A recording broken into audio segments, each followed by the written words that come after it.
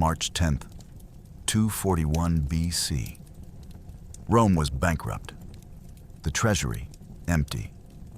23 years of war had drained every last coin. According to the ancient historian Polybius, the Senate couldn't afford a single warship. So wealthy Romans did something unprecedented in ancient warfare. They loaned their personal fortunes to build a fleet. 200 warships funded by private citizens, repayable only if Rome won the war. It was the ancient world's most audacious financial gamble. And on this morning, in the waters between 3 small islands off Sicily, that gamble would either save the Roman Republic or destroy Rome's richest families. Think about those numbers. 200 Roman ships faced 250 Carthaginian warships, plus up to 350 transport vessels. Over 600 ships total.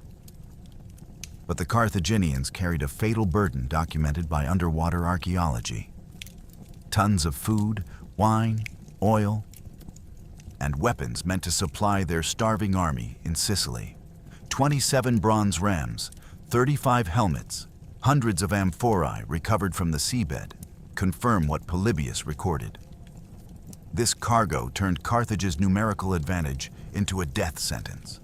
By the end of this video, you'll understand how documented Roman innovation, Carthaginian strategic negligence, and one morning's brutal ramming warfare ended the longest war in ancient history. I'm about to reveal 3 verified facts that changed Mediterranean history. First, how Rome's private citizens became venture capitalists who literally bought victory. Second, the winter training program that transformed novice rowers into the most elite naval force Rome ever fielded. Third, why Carthaginian ships carrying relief supplies for 20,000 starving soldiers couldn't maneuver when Romans appeared where weather made them impossible to intercept. But here's what makes this battle historically extraordinary. How did Roman crews row at combat speed directly into gale force winds, an achievement Carthaginian commanders thought physically impossible? What tactical decision, documented by multiple sources and confirmed by underwater archaeology, gave Rome the split-second advantage that decided 23 years of war in 4 hours? Why did the Carthaginians, masters of the Mediterranean for centuries, sail cargo-laden warships into battle? And how did this single naval engagement create such Carthaginian humiliation that 20 years later, Hamilcar Barca's son Hannibal would invade Italy seeking revenge?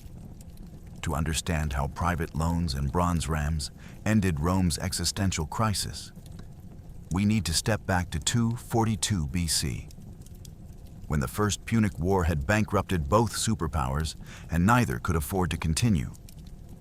But neither dared to surrender. 23 years? Longer than World War I and World War II combined.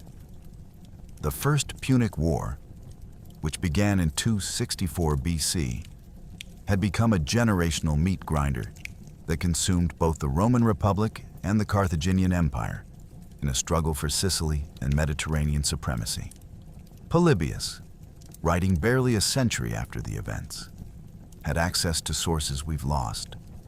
Official records, veteran accounts, documents that painted a picture of catastrophic attrition unprecedented in ancient warfare. This wasn't just the longest continuous war in ancient history. It was an economic and demographic apocalypse. The war's scale defied comprehension by ancient standards. Rome and Carthage threw everything into Sicily, fleets that darkened the horizon, armies that stripped cities of their fighting men, treasuries emptied year after year with no end visible. But the Mediterranean itself proved deadlier than any enemy. Between 255 and 253 BC, Rome lost approximately 700 quinqueremes during the war. Not to Carthaginian rams or fire ships, but to storms.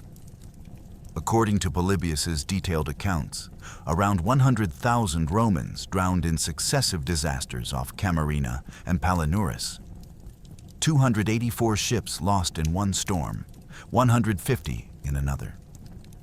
The sea swallowed entire fleets, while survivors on shore could only watch the horizon fill with wreckage. These weren't just military disasters.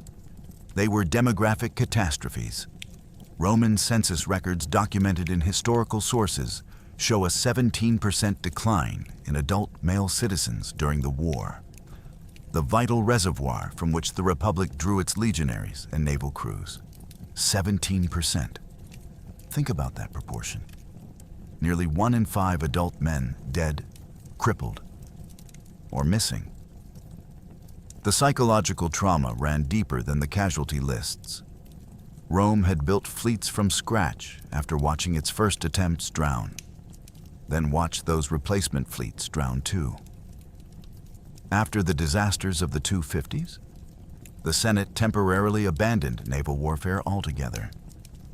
The maritime power that had challenged Carthage's centuries of nautical dominance simply gave up and let the conflict stall into a static land war. Carthage faced a parallel crisis of will and finance, though from a different direction. The Carthaginian Senate, composed of wealthy merchant princes, had the naval expertise Rome lacked. But maintaining a fleet of 250 quinqueremes and a vast mercenary army year after year proved unsustainable, even for the Mediterranean's premier trading empire.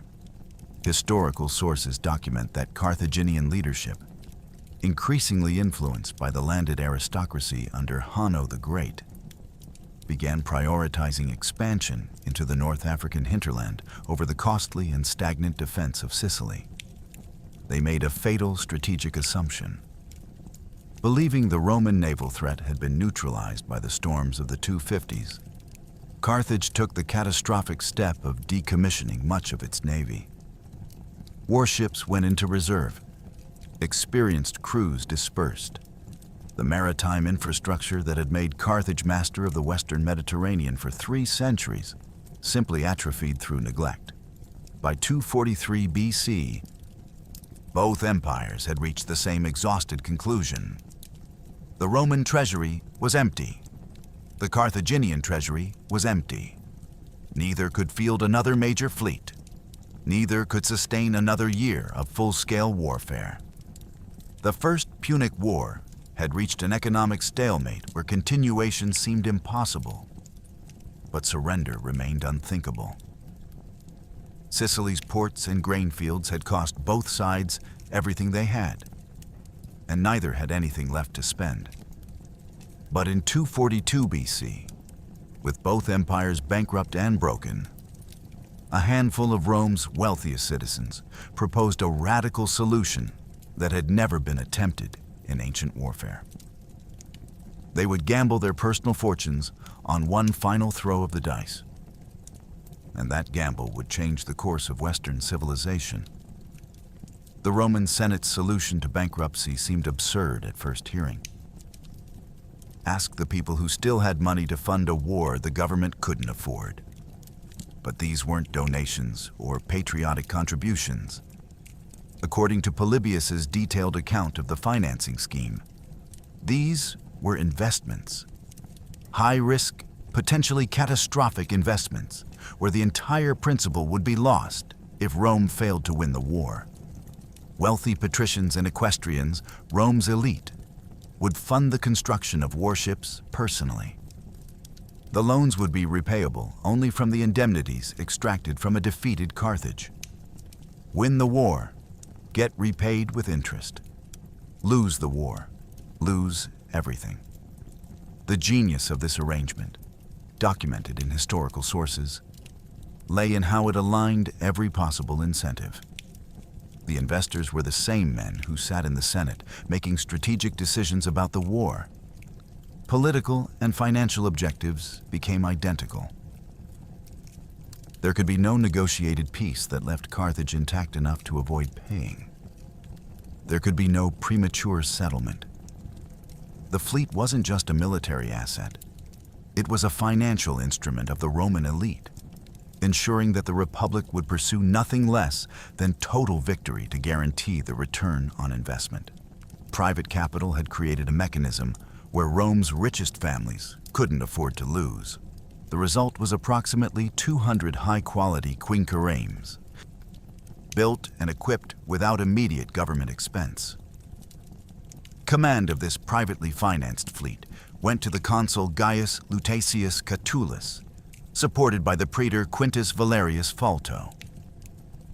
Catulus was what Romans called a novus homo, a new man, the first in his family to reach the consulship. His elevation represented the Republic's meritocratic ideal in action. He had no distinguished ancestors, no inherited military glory, just competence, political skill, and the extraordinary challenge of commanding a fleet that represented the personal fortunes of Rome's most powerful families. Failure meant more than military defeat. It meant financial ruin for the men who'd made the gamble possible. But Catulus and Phalto recognized something crucial, documented in Polybius's analysis of their preparations. Building 200 warships meant nothing if they were the same clumsy, top-heavy vessels that had drowned in earlier Roman disasters. Every ship in the 242 BC program was modeled after an exceptionally fast blockade runner captured from Hannibal the Rhodian during the ongoing siege of Lilybaeum. This Rhodian design represented the pinnacle of Mediterranean naval engineering, a combination of speed, stability, and maneuverability that the previous Roman fleets had desperately lacked. The technological evolution was remarkable.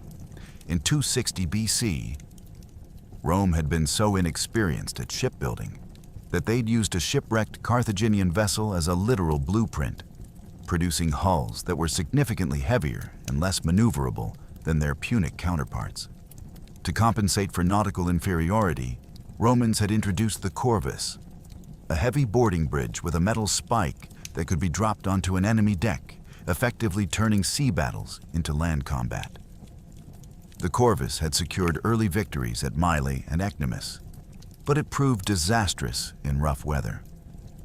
The added weight in the bow made ships top-heavy and unstable, which historical analysis suggests contributed massively to the storm losses of the 250s. By 242 BC, the corvus had been completely abandoned. Roman crews, hardened by 2 decades of harsh experience, had acquired enough skill to fight traditionally, relying on the ram rather than the boarding bridge.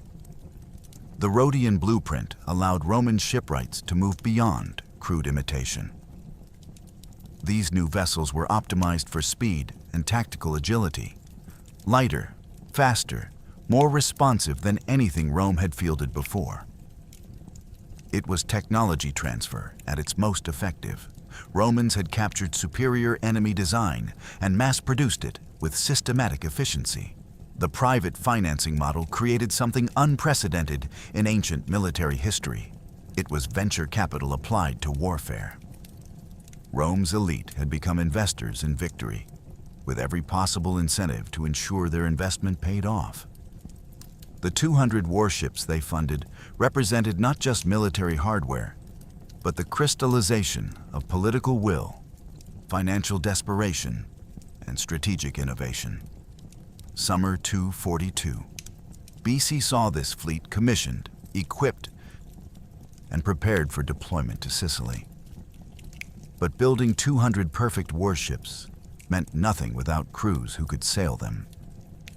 Catulus and Phalto had all winter to transform recruits into something Rome had never fielded before.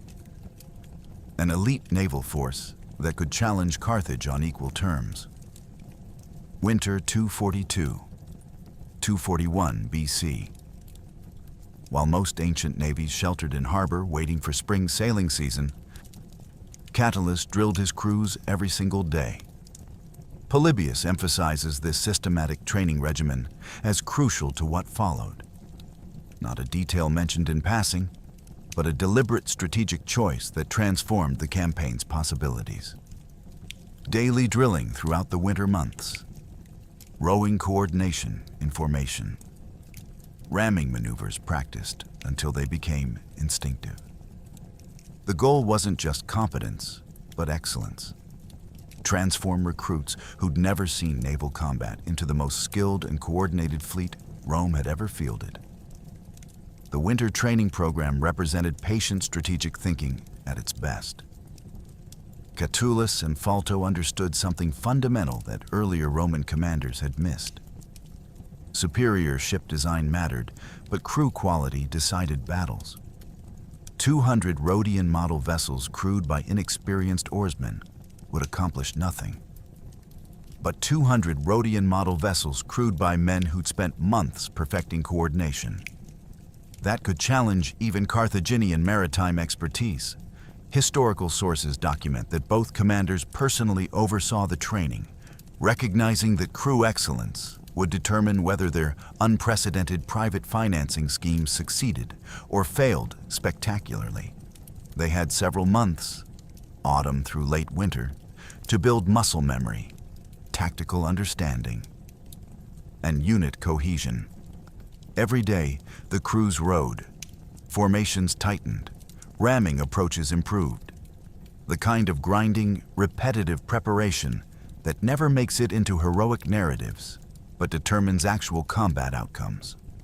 Summer 242 BC had brought immediate strategic success even before the training program intensified. The fleet arrived in Sicily and promptly captured the harbor of Drepana, one of Carthage's key strongholds on the western coast. Secondary objectives followed: seizing anchorages around Lilybaeum, controlling the approaches to Carthaginian positions. The effect was immediate and decisive. Every seaborne supply line to Carthaginian forces in Sicily was severed. Hamilcar Barca's army on Mount Eryx, which had maintained resistance through 6 years of brilliant guerrilla warfare, was now completely isolated. No food, no reinforcements, no relief possible without a fleet that could break the Roman blockade. While Romans drilled daily through winter, Carthage faced the consequence of its strategic negligence. Late 241, early 241 BC. The timeline is imprecise in sources, but the urgency was extreme. The Carthaginian government finally authorized a relief fleet. Approximately 250 warships were pulled from reserve and recommissioned.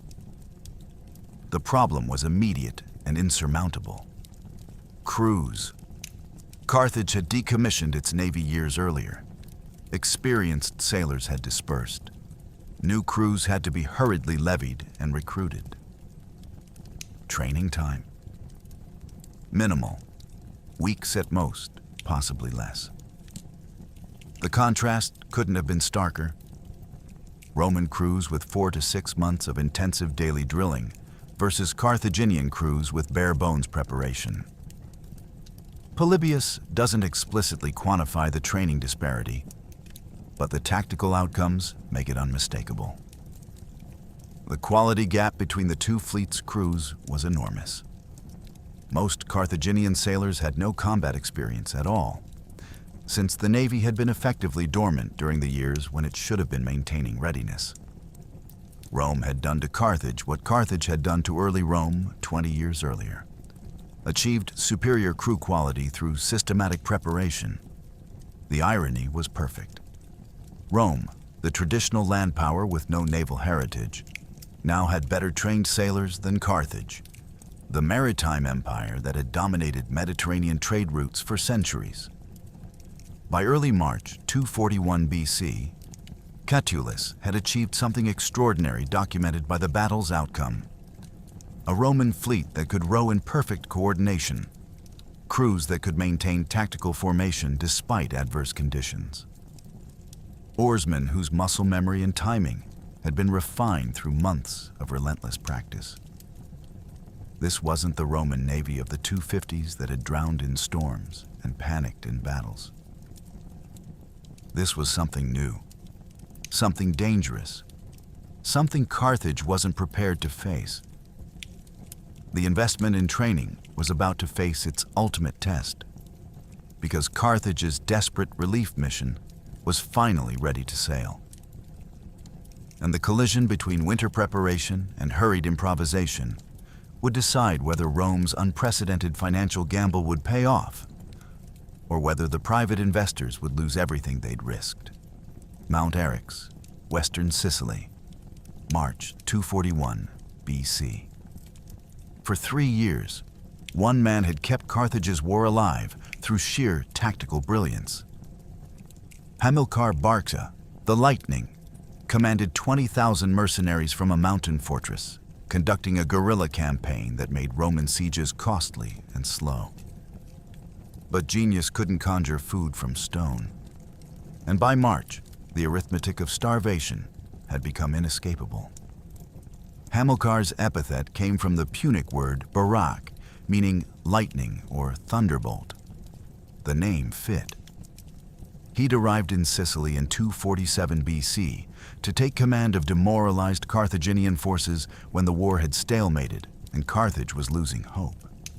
His initial strategy was audacious: establish a base at Mount Hercta near Palermo and launch naval raids directly against the Italian coast. For 3 years, from 247 to 244 BC, Hamilcar pioneered what modern analysts would call asymmetric warfare. His mercenary bands struck Roman supply lines, raided coastal towns, made Roman commanders fear leaving their fortifications. He couldn't match Roman strength directly, so he made the occupation of Sicily expensive, dangerous, and psychologically exhausting. In 244 BC, Hamilcar moved his operation to Mount Eryx in western Sicily. Historical sources describe his position there as a masterpiece of tactical positioning. The mountain itself rises dramatically from the coastal plain, offering commanding views and defensive advantages. Romans held the Temple of Venus on the summit. Romans besieged the port of Drepana below, and Hamilcar occupied the city of Eryx and part of the mountain between them, literally besieging the besiegers. For 3 years, from 244 to 241 BC, he maintained this impossible wedge, harassing both Roman positions, conducting constant skirmishing, keeping his 20,000-man army intact and combat effective. The mercenary composition reflected Carthage's empire: Greeks, Spanish, Gauls, Balearic Islanders, Libyans. A multinational force bound by pay and Hamilcar's leadership rather than patriotic loyalty. Keeping such men motivated required constant action, visible success, and crucially, regular supplies. Polybius's account makes clear that Hamilcar's tactical brilliance kept his men fighting. But they needed to eat. Every grain shipment, every amphora of wine, every weapon and piece of equipment came by sea from Carthage. The supply line was his lifeline. And in 242 BC, when Catullus's fleet seized Drepana harbor and the Lilybaeum anchorages, that lifeline was severed. The strategic trap was perfectly executed. Hamilcar's position remained militarily strong. His mercenaries could still fight. His mountain fortress remained impregnable to direct assault. But without supplies, time worked against him with mathematical certainty. By early 241 BC, his army was facing starvation. Sources don't document the specific hardships, but military logic makes them obvious. Rations cut, horses slaughtered for meat, the kind of slow-motion collapse that precedes surrender. Geographic analysis shows that from Mount Eryx's summit, which rises approximately 750 meters above sea level, visibility on clear days extends 40-plus kilometers across the Mediterranean. Whether Hamilcar personally observed the fleet's approach on March 10th, sources don't record.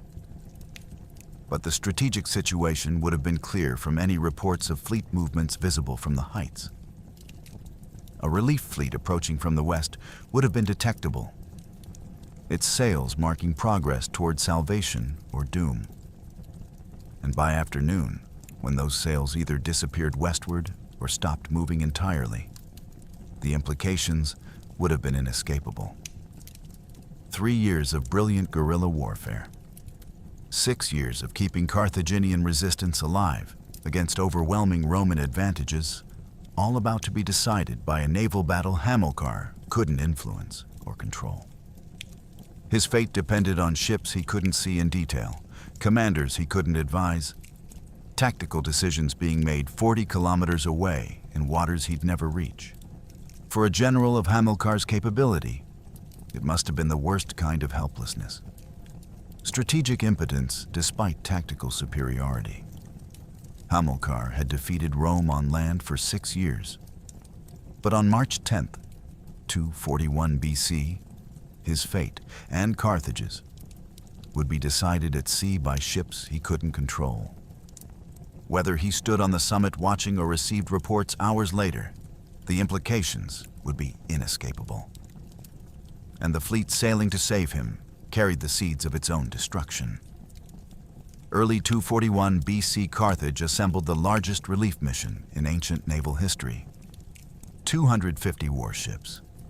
Between 150 and 350 transport vessels. Sources vary on the exact count. But even the lower estimate represents enormous scale. Hundreds of tons of grain, wine, oil, and salted fish packed into amphorae. Military equipment for Hamilcar's army. Everything needed to sustain the garrisons at Lilybaeum, Drepana, and Mount Eryx. It should have been unstoppable. According to Polybius's analysis of what followed, it was doomed before it left harbor. The fundamental flaw was strategic, attempting to accomplish 2 contradictory objectives simultaneously. The fleet had to deliver supplies and defeat the Roman navy. But cargo ships need to be heavy for transport, while combat vessels need to be light for maneuverability. Standard naval doctrine, documented across Mediterranean warfare, held that you lightened ships before battle. Jettison excess weight, streamline for speed, maximize tactical responsiveness. Carthage violated this basic principle by sailing warships laden with cargo directly into a combat zone, where Roman interception was possible. The cargo burden was substantial and archaeologically documented. When the Aegadi Islands project surveyed the battle site starting in 2005, they found hundreds of amphorae scattered across the seabed. Chemical analysis identified the types: Greek italic wine jars of the MGS 5-6 variety, Punic oil containers including Maltese ovoid types. The contents originally included wine, olive oil, grain, salted fish, and military equipment. Some jars bore Punic graffiti, evidence of a complex war economy using whatever containers were available regardless of cultural origin. The physical evidence confirms Polybius's description of a supply mission. And more than that, confirms the cargo was still aboard when battle commenced. Command of this massive fleet went to an admiral named Hanno. That's essentially all Polybius tells us about him. Hanno was an extremely common Carthaginian name, like calling someone John or Muhammad. We don't know his background, his previous commands, or his qualifications. He wasn't Hanno the Great, the political leader of the anti-Barcid faction. He was just Hanno, admiral of what would become a catastrophe. His obscurity in sources suggests either that he was not particularly distinguished beforehand, or that Carthaginian historians preferred to forget him afterward. The crew quality crisis compounded the strategic error.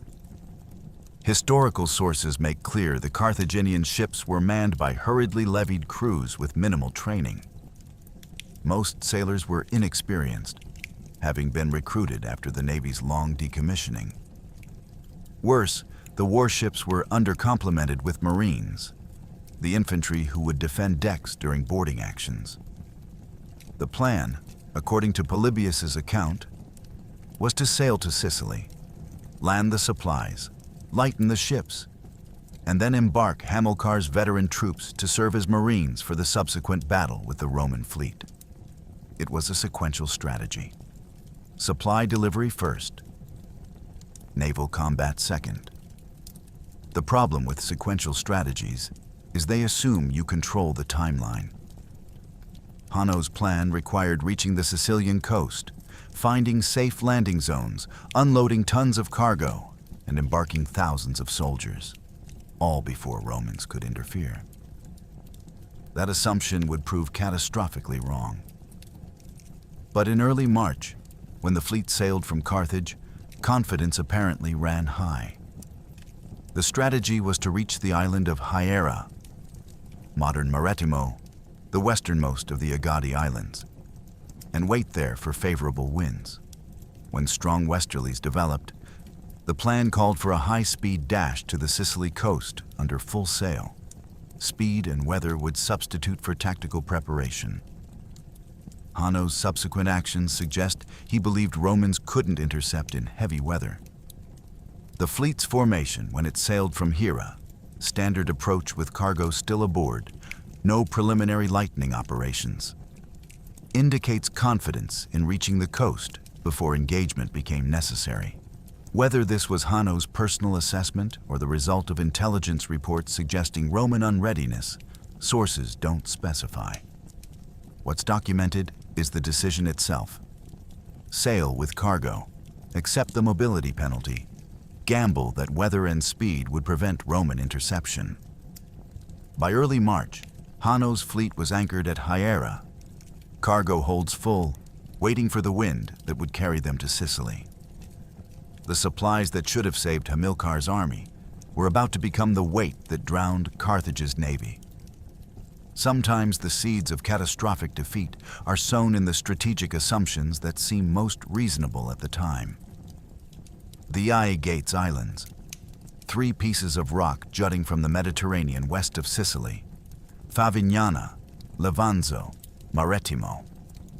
Between them, narrow straits where currents run fast and winds funnel unpredictably. Perfect sailing territory if you know the waters. A death trap if you don't. Archaeological surveys conducted over the past 2 decades have mapped this underwater battlefield with precision that ancient commanders could never have imagined. The seabed tells a story of geography weaponized. The islands form a rough triangle approximately 20 to 30 kilometers from the Sicilian coast. Favignana, ancient Aegusa, is the largest, a low-lying landmass offering some shelter but limited strategic advantage. Levanzo, ancient Forbantia, is smaller, rockier, its cliffs rising more dramatically from the water. Marettimo, ancient Hyiera, sits furthest west, the first landmark for ships approaching Sicily from Carthage. Between them, the straits channel wind and water into predictable but treacherous patterns. Ships approaching Sicily from the west have limited route options. You go through the islands or you go around them, adding distance and time.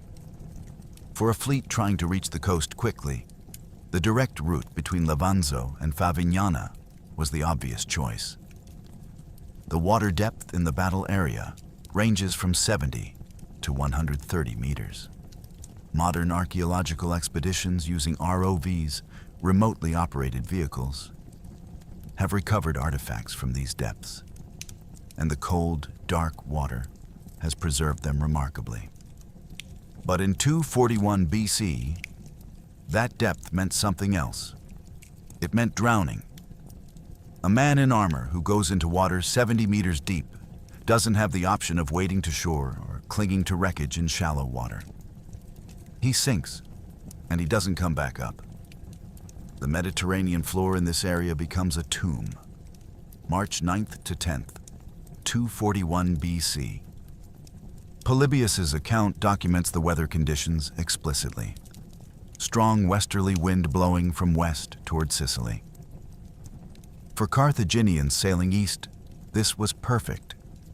Wind behind them, full sails driving ships forward at maximum speed.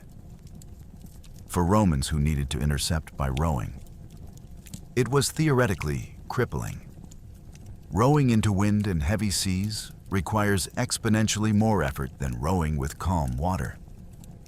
The physics favor sailing over rowing by approximately 3-to-1 in terms of speed. Hanno's calculation, based on his actions, appears to have been straightforward. Romans couldn't row fast enough into westerly gales to intercept a sailing fleet. The weather itself would prevent interception. March 9th.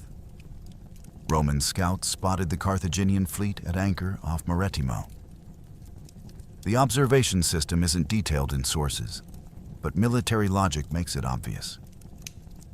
You don't maintain a naval blockade of Sicily without watching the western approaches.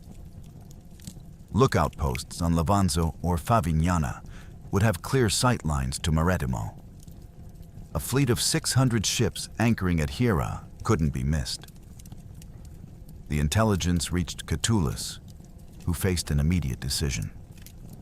He was injured. Polybius mentions this explicitly, though the nature of the injury isn't specified, and couldn't personally command in battle. But he could authorize his praetor, Quintus Valerius Falto, to intercept at all costs. The critical Roman preparation, documented by Polybius and confirmed by archaeological absence, was stripping the ships completely. Masts and sails were left on shore at Levanzo. All excess equipment removed. Some archaeological speculation suggests Romans may have even cut their heavy lead anchors to reduce weight further, though this remains unverified.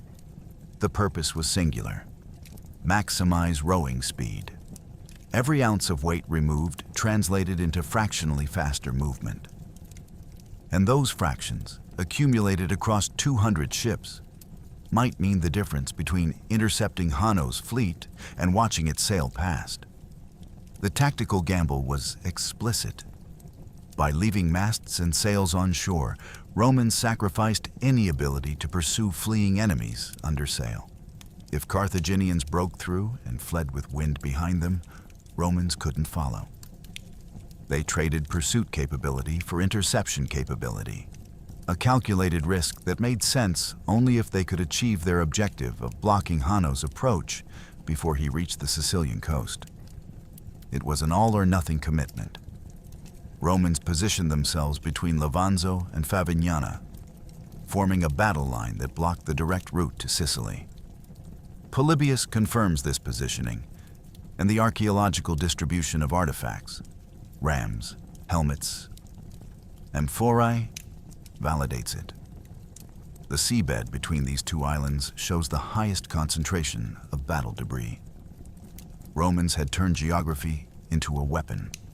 To reach Sicily, Carthaginians would have to go through them. March 10th, dawn. The wind blew strong from the west. Hanno ordered his fleet to sail, apparently confident that Romans couldn't intercept in such conditions. He was about to discover what 4 months of winter training could achieve against every reasonable expectation of physics and seamanship. March 10th, 241 BC dawn. The westerly wind howled across Marettimo harbor, perfect for sailing. Hanno gave the order. 250 warships, hundreds of transports, over 600 ships total, unfurled their sails and turned east toward Sicily. The sea spray was cold enough to sting exposed skin. The rigging sang in the gale. Every sail bellied full. It should have been a triumphant dash to salvation. Then they saw the line. Hanno's subsequent actions suggest he expected clear passage to Sicily. The fleet's formation, sailing in standard approach without preliminary cargo lightening, indicates confidence in reaching the coast before engagement. His decision to sail with cargo still aboard suggests he believed Romans couldn't intercept in such weather. The expected journey time was only a few hours under full sail to reach the landing zones where supplies could be offloaded and Hamilcar's troops embarked. Everything about the Carthaginian approach indicates they thought they controlled the timeline. The Romans proved them catastrophically wrong. Positioned between Levanzo and Favignana, approximately 200 ships formed a single coordinated battle line blocking the route to Sicily. Polybius's explicit word choice is significant here. The Carthaginians were __0_ to find Romans waiting. This documented reaction suggests the interception was completely unexpected. The Romans had achieved what Carthaginian commanders apparently thought impossible, rowing at combat speed directly into gale force wind. The physics of what Romans accomplished deserves emphasis. Rowing into heavy wind and seas doesn't just require more effort. It requires exponentially more effort as wind speed increases. Maintaining formation while doing so requires extraordinary coordination. Every ship must row at matching speed despite varying wave impacts. Every oar crew must maintain rhythm despite exhaustion. The achievement becomes comprehensible only in light of Catullus and Falto's winter training program. 4 to 6 months of daily drilling had created muscle memory and unit cohesion that allowed Roman crews to accomplish what Carthaginian assumptions deemed impossible. The psychological impact was immediate and decisive. Polybius emphasizes the Carthaginian surprise, and the tactical consequences that followed validate his account. Hanno's fleet had committed to forward movement under sail. Reversing course into the wind would be difficult and time-consuming.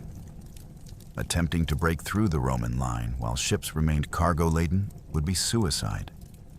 The maneuverability penalty was too severe. The logical option would be immediate cargo jettisoning to restore combat capability. But there wasn't time. Romans were already closing. Archaeological evidence from the amphorae scatter patterns suggests some Carthaginian ships did attempt to jettison cargo during the engagement. Hundreds of wine and oil jars found scattered across the battle area, rather than concentrated in cargo hold patterns, indicate deliberate dumping. But this was desperate improvisation during combat, not systematic preparation before it. Ships attempting to lighten loads while simultaneously defending against Roman rams and boarding parties were trying to execute two incompatible tasks under extreme pressure. The Roman advantages compounded beyond just positioning and crew training. Their ships were light, stripped of every unnecessary ounce. Carthaginian ships were heavy, laden with tons of supplies. Roman crews were experienced, months of intensive preparation. Carthaginian crews were novices, weeks of hurried training at most. Roman ships could maneuver, the Rhodian design performing exactly as intended. Carthaginian ships wallowed, top-heavy with cargo, sluggish in response to rudder and oars. Before the first ram struck home, the tactical situation had already been decided. The Carthaginian ships were heavy, slow, their crews inexperienced. The Roman ships were light, fast, their crews the product of 4 months' relentless drilling. And between them, 70 to 130 meters of cold Mediterranean water, deep enough to swallow fleets whole. Polybius would record what happened next. The seabed would preserve it for 2,265 years. At the prow of every Roman warship, 270 kilograms of bronze, 3 blades, each 60 centimeters wide, cast in the lost wax method and fitted to the ship's timber skeleton with bronze spikes. The rostrum, the ram, not a weapon for sinking ships quickly, but for smashing through hulls below the waterline, letting the Mediterranean flood into rowing decks. 22 centuries later, archaeologists would pull 27 of these bronze teeth from the seabed. Their damage patterns tell the story ancient sources could only describe. The Aegadi Islands Archaeological Project, which began systematic surveys in 2008, has recovered these rams using ROVs and specialized technical divers. Each ram weighs approximately 270 kilograms, too heavy for casual handling, substantial enough that installing one on a ship's prow required careful engineering and secure bronze spike attachment to the wooden structure beneath.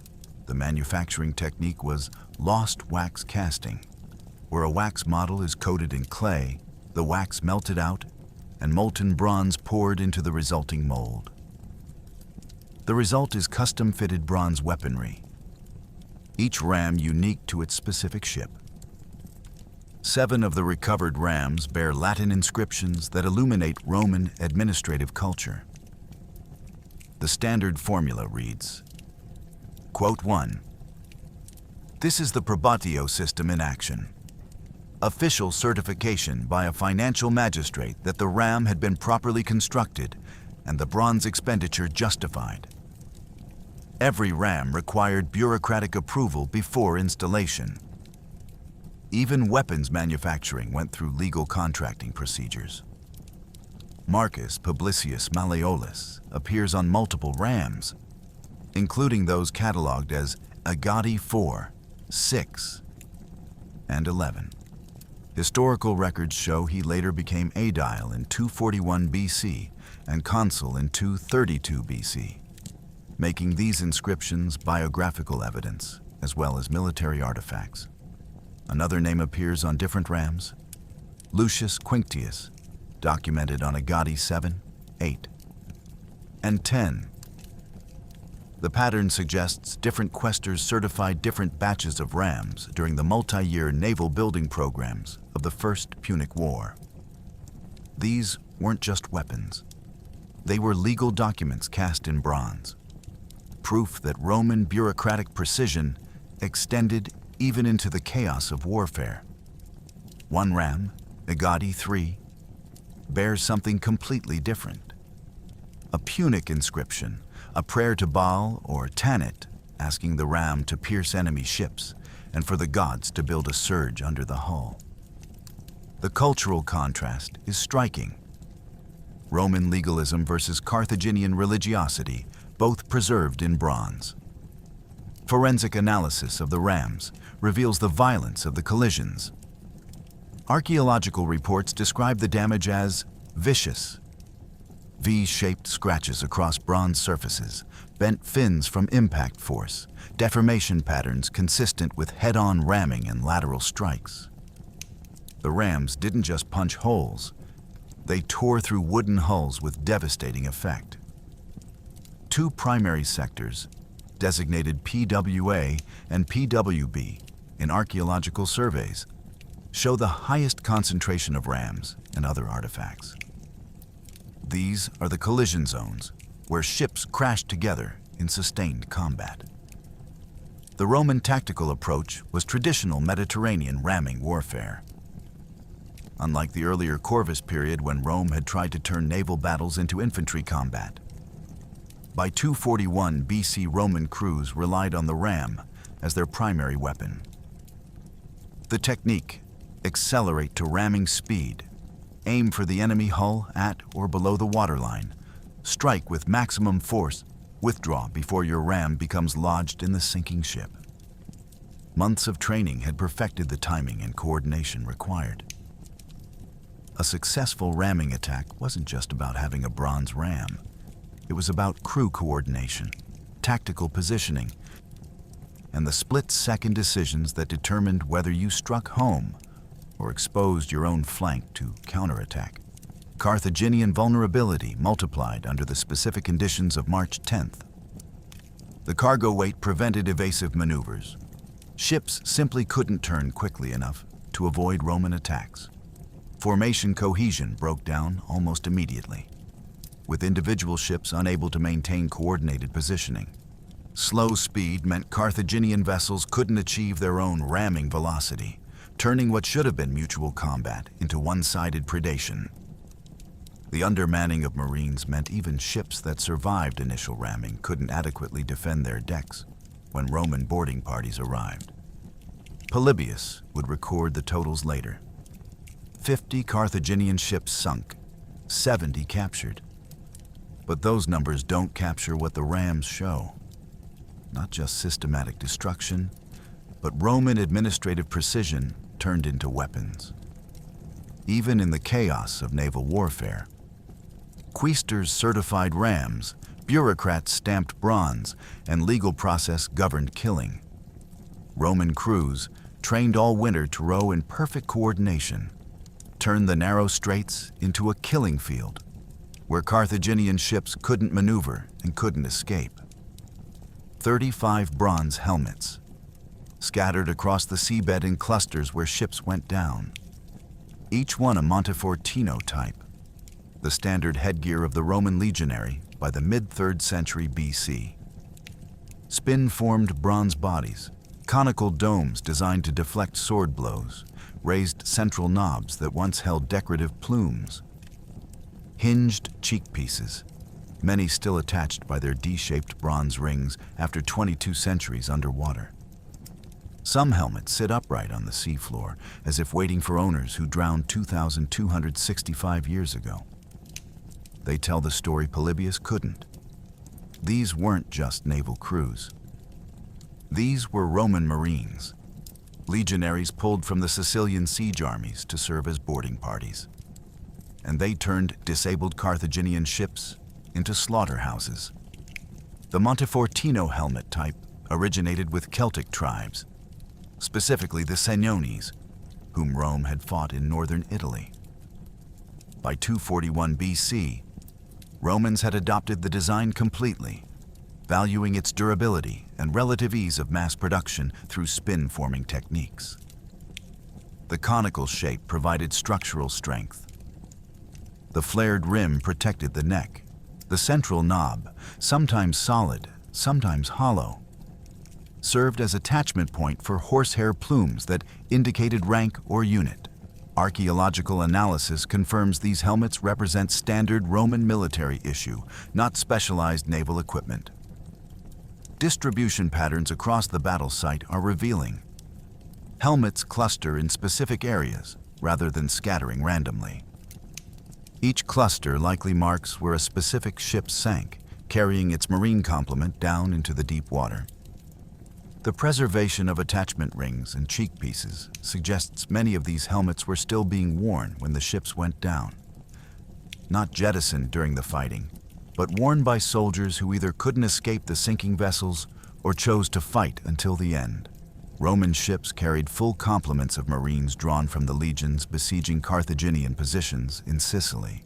Polybius notes that the Roman fleet was fully manned, and historical analysis suggests these marines were combat-experienced infantry, not hastily recruited sailors.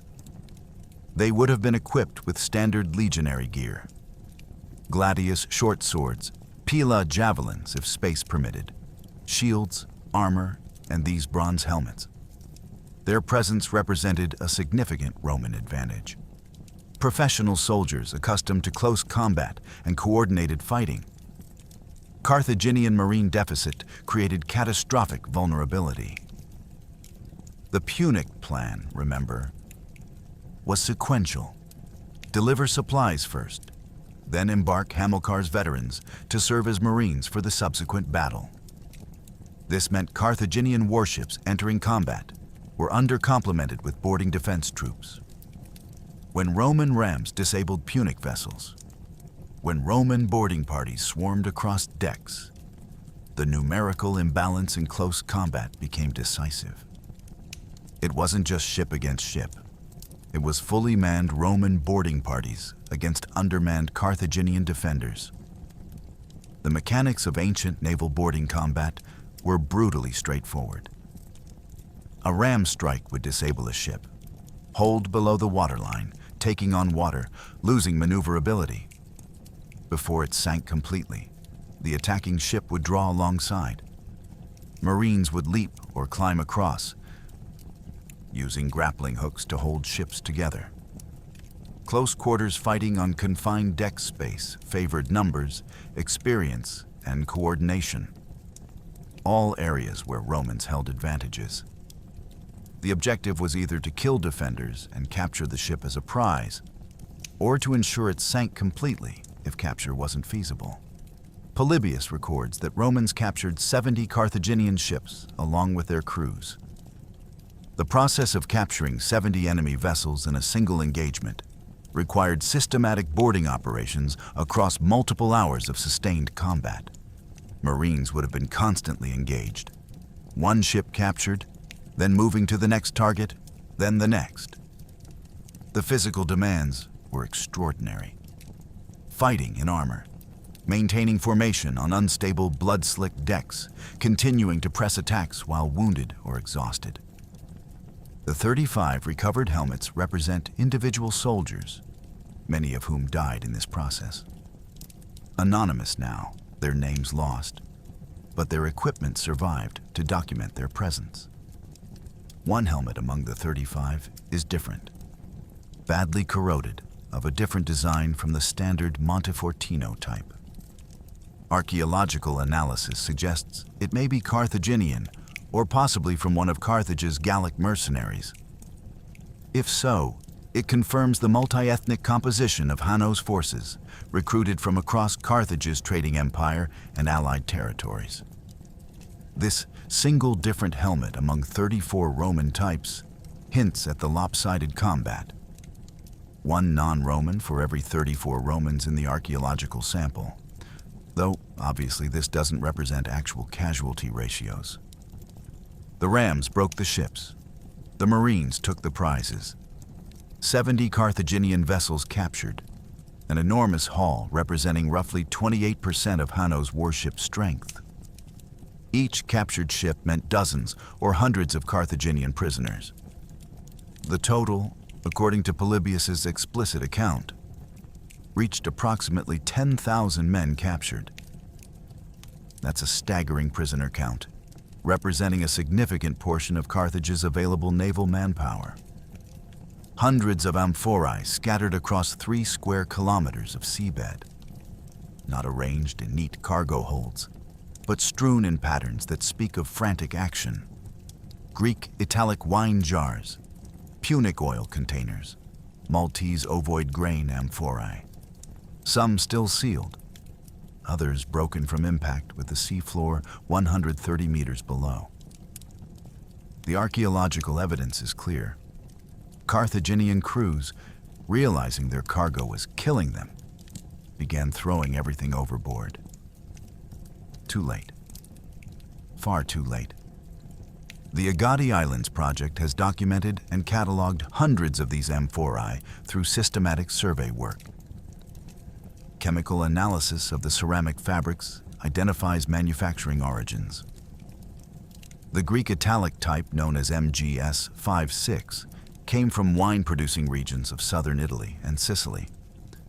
Ironic that Carthage was transporting Italian-made containers, but trade goods follow economic logic rather than war alliances. Punic types, including the distinctive Maltese ovoid form, were manufactured in Carthaginian-controlled territories. Some Greek-style jars bear Punic graffiti, evidence of a complex war economy where logistics officers used whatever containers were available regardless of cultural origin. The original contents are identifiable through residue analysis and historical sources. Wine and olive oil in amphorae designed for liquids. Grain in wider-mouthed vessels. Salted fish for protein during sieges. This was a complete supply package meant to sustain military operations for extended periods. The quantity was substantial. Each amphora, when full, weighed between 20 and 40 kilograms. Hundreds of amphorae per ship adds up to tons of additional weight. That's tons that reduced freeboard, making ships sit lower in the water. Tons that raised the center of gravity, making ships more unstable. Tons that increased turning radius and decreased acceleration. Tons that turned warships into floating supply depots. The distribution pattern is what makes the archaeological evidence so revealing. If ships had sunk with organized cargo holds intact, amphorae would be found in concentrated clusters corresponding to ship layouts. Instead, they're scattered, jars found individually or in small groups across wide areas. The pattern archaeologists interpret as deliberate jettisoning, frantic attempts to lighten ships during combat. Picture the scene. Roman rams bearing down, Carthaginian crews suddenly understanding that their cargo is preventing evasive maneuvers. Desperate efforts to throw amphora after amphora overboard, while simultaneously trying to defend against attack and maintain some semblance of tactical formation. But jettisoning cargo during combat is nearly impossible to execute systematically. It requires organized crew effort, passing amphorae up from holds, throwing them over sides, doing this while under attack and while your ship is trying to maneuver and while panic spreads through inexperienced sailors who've never faced combat before. The scattered pattern suggests chaos rather than organized lightning operations. Some ships managed to dump some cargo. Most didn't manage enough. None managed it in time to restore combat effectiveness before Roman rams found their hulls. Standard naval doctrine, documented across Mediterranean warfare, was unambiguous. Lighten ships before battle. Carthage should have done this at Hera before sailing. Take the time to offload cargo onto transports that would stay behind, or onto Hiera's beaches, or anywhere that left warships in fighting trim. The decision to sail with cargo represents either overconfidence that combat wouldn't occur before reaching Sicily, or desperation about timeline that made proper preparation seem impossible. Either way, it was fatal. The transport vessels, somewhere between 150 and 350 ships, sources disagree on precise numbers, presented their own problems. These were cargo ships without meaningful combat capability, no rams, minimal crews, vulnerable to any Roman vessel that got close. Their fate isn't detailed in Polybius's account, but the archaeological evidence suggests many were sunk or scattered. The amphorae concentrations in some areas suggest transport ships going down with full cargoes, unable even to attempt flight. The weight that was supposed to save Hamilcar's army became the anchor that drowned Carthage's fleet. Each kilogram of grain represented another fraction of mobility lost. Each jar of wine was another moment of sluggishness when a ram approached. Physics doesn't care about strategic intent. Mass is mass. Weight is weight.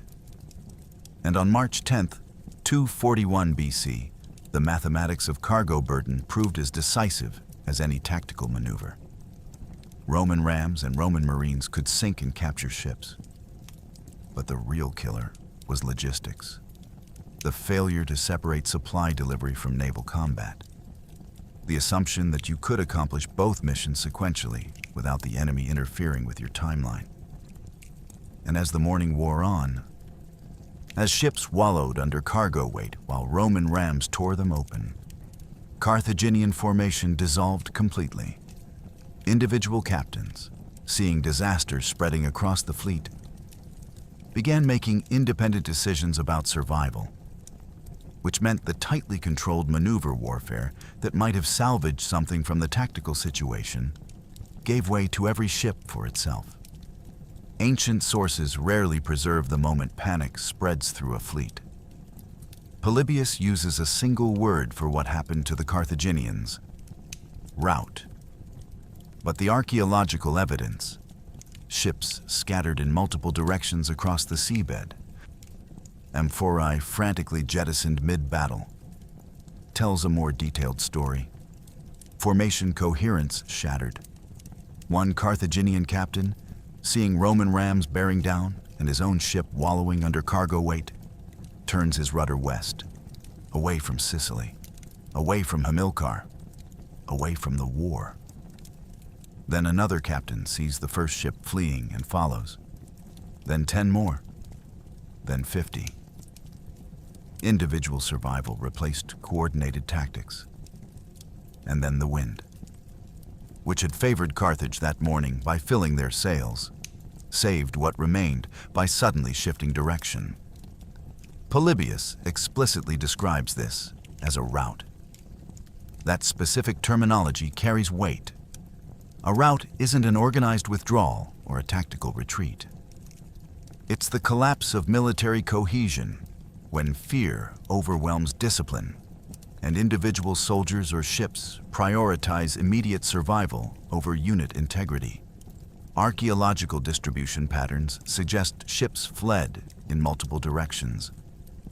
The wreckage scatter shows no organized retreat path, just dispersal. The outcomes indicate panic spread through the Carthaginian fleet as losses mounted and the impossibility of victory became obvious to every crew. The casualty toll by this point was catastrophic. 50 Carthaginian ships sunk. 20 of those went down with all hands. Polybius specifies this detail explicitly, meaning the crews, weighed down by armor and equipment, drowned in water 70 to 130 meters deep with no possibility of rescue. 30 more ships sank, but with some survivors who managed to stay afloat long enough for rescue. 70 ships captured, their crews taken prisoner. Total, 120 ships lost out of approximately 250 warships. That's a 48% loss rate. Historically, ancient naval battles rarely saw such lopsided outcomes. For comparison, at Salamis in 480 BC, Persians lost approximately 200 ships out of 600, about 33%. At Ecnomus in 256 BC, earlier in this same war, Carthage lost 94 out of 350 ships, 27%. The Aegates casualty rate of 48% represents an exceptionally decisive defeat. These weren't marginal losses that could be absorbed. This was fleet destruction. Ships sinking with all hands deserve particular emphasis because of what it meant in practice. Ancient naval combat was brutal, but usually a significant percentage of crews survived even when their ships sank. They could abandon ship before it went under completely, cling to wreckage, be rescued by friendly vessels. But deep water changed that equation. 70 to 130 meters down. There's no clinging to wreckage until you reach shallows. There's no wading to shore. You go into that water wearing armor and carrying weapons, you sink. The cold water would have contributed to hypothermia. Distance from shore meant even strong swimmers had no realistic chance. For the 20 ships that sank with all hands, we're talking about potentially 4,000 to 6,000 men per ship on quinqueremes, thousands dead in minutes. The wind shift that Polybius documents saved the Carthaginian remnant from complete annihilation. The exact meteorological mechanism isn't specified in sources. Mediterranean weather patterns can shift rapidly with local thermal effects and wind pattern changes. But the tactical effect was decisive. The wind that had blown from the west during the morning, favoring Carthaginian sails on their approach, suddenly changed direction. Now fleeing Carthaginians could sail westward, away from the disaster, with wind assistance. Approximately 130 Carthaginian warships escaped. That's the mathematical remainder after subtracting 120 losses from the original 250. These survivors fled with wind behind them, and Romans couldn't pursue. Remember the tactical decision Catullus and Photo had made. Strip the ships, leave masts and sails on shore, maximize rowing speed for interception. That decision had worked perfectly for its intended purpose. But now, it meant Roman ships, optimized for rowing, couldn't match the speed of Carthaginian ships sailing with favorable wind. The speed differential was roughly 3 to 1. Ships under sail in good wind conditions are simply much faster than rowing vessels. Romans could row after them, but catching sailing ships with rowing ships is effectively impossible unless you have hours of chase time and perfect conditions. The strategic decision was clear. Accept that some enemies would escape rather than risk your own fleet in extended pursuit that probably wouldn't succeed anyway. Catullus and Photo had achieved their primary objective: interception and destruction of the relief mission. 120 ships destroyed or captured was more than sufficient to prevent any supplies reaching Sicily and to cripple Carthaginian naval capacity. Pursuing the remnant offered diminishing returns. The 130 ships that escaped returned to Carthage with news of disaster. They represented a broken force, not an operational fleet. They'd failed their mission completely. 0 supplies delivered, 0 troops embarked, and nearly half their warship strength destroyed in the attempt. Hamilcar remained isolated on Mount Eryx. The starving garrisons remained starving. The First Punic War's outcome had been decided in approximately 4 hours of combat between dawn and mid-morning on March 10th. From the summit of Mount Eryx, on clear days, visibility extends 40+ kilometers across the Mediterranean. Whether Hamilcar Barca personally observed the fleet's approach on March 10th, sources don't record. But from his elevated position at approximately 750 meters above sea level, the strategic situation would have been observable through fleet movements. Sails approaching from the west that morning, then by afternoon, either disappearing westward or ceasing to move entirely. For 3 years, he'd kept 20,000 mercenaries alive and fighting through tactical brilliance. Now salvation or doom approached across water he couldn't cross, and there was nothing he could do except wait. Hamilcar's 6-year Sicily campaign represents one of ancient warfare's most impressive examples of asymmetric operations.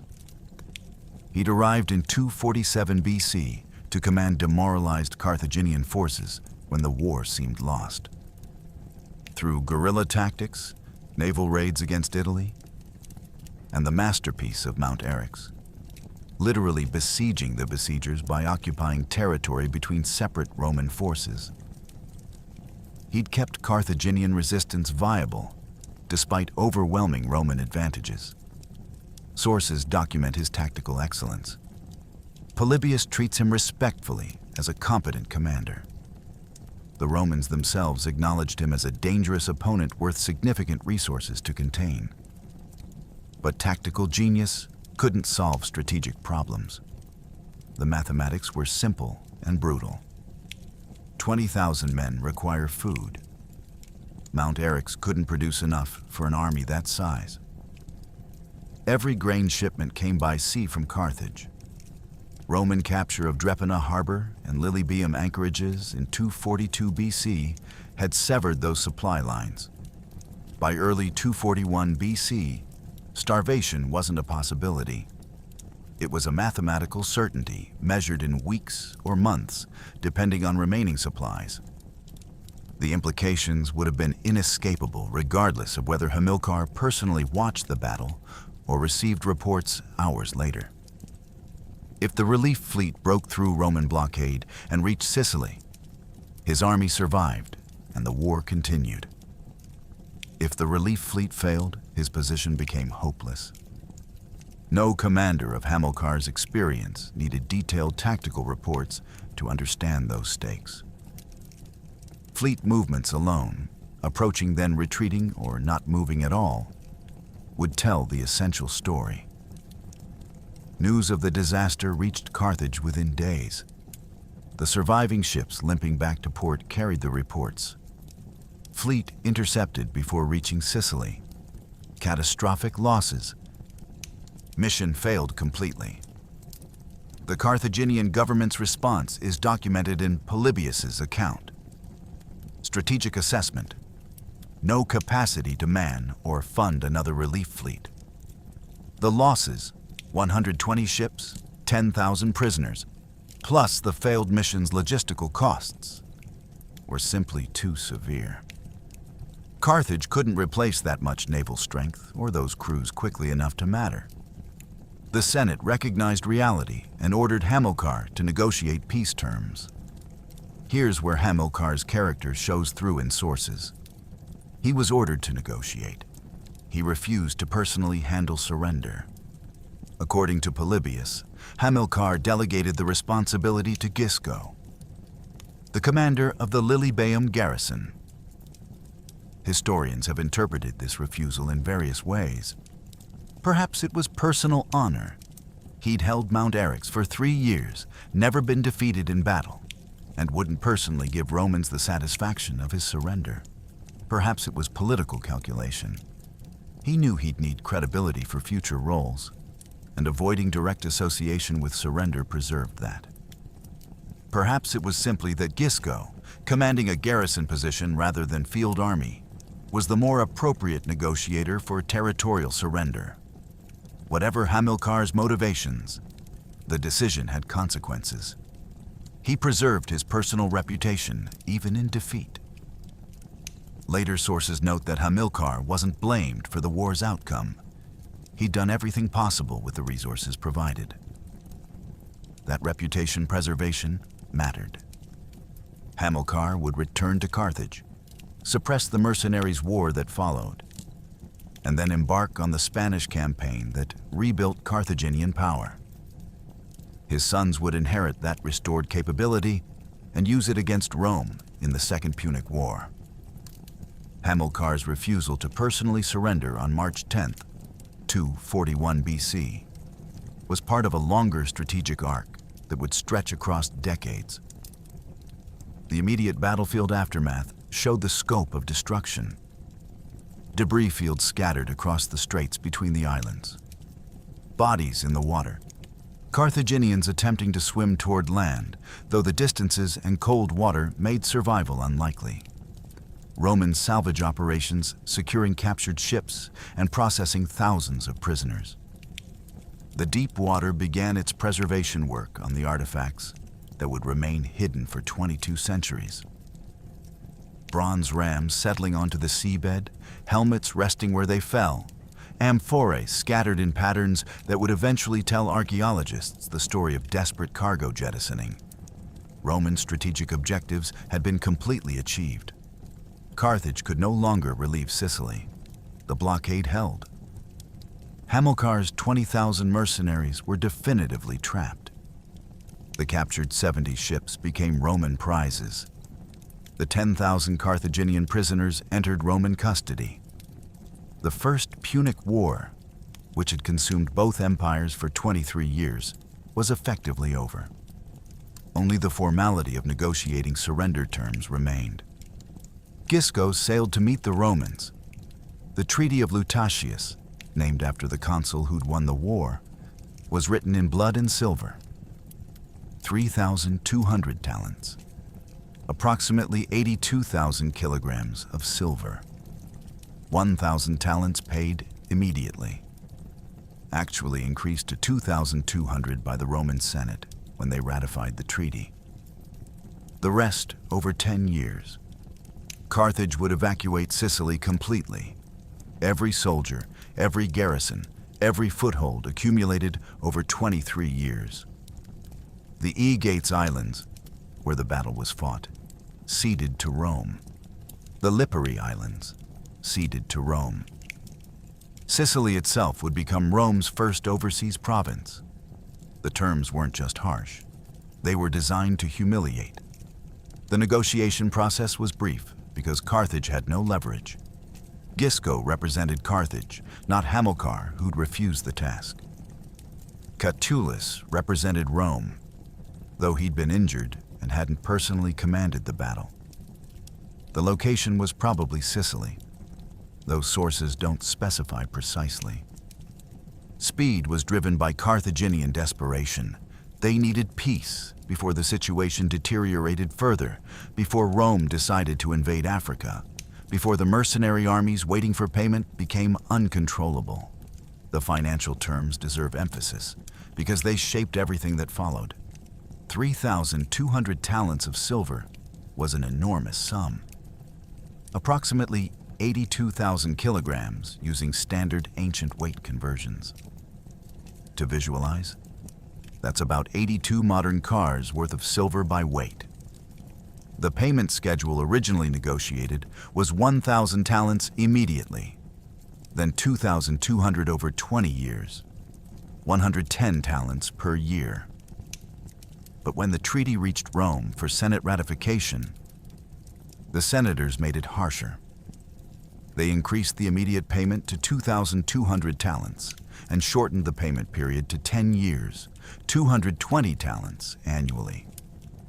The modification reflected Roman determination to maximize Carthage's economic pain and accelerate the return on investment for the private citizens who'd funded the fleet. The purpose was explicit: repay the private investors, extract war reparations, and cripple Carthage economically so they couldn't quickly rebuild naval power. The arithmetic worked for Rome. The 3,200 talent indemnity covered the fleet construction costs with surplus for other war expenses. Rome's wealthy elite, who'd gambled their personal fortunes on victory, got repaid with effectively no financial loss. The unprecedented venture capital model had succeeded completely. Territorial concessions were equally significant.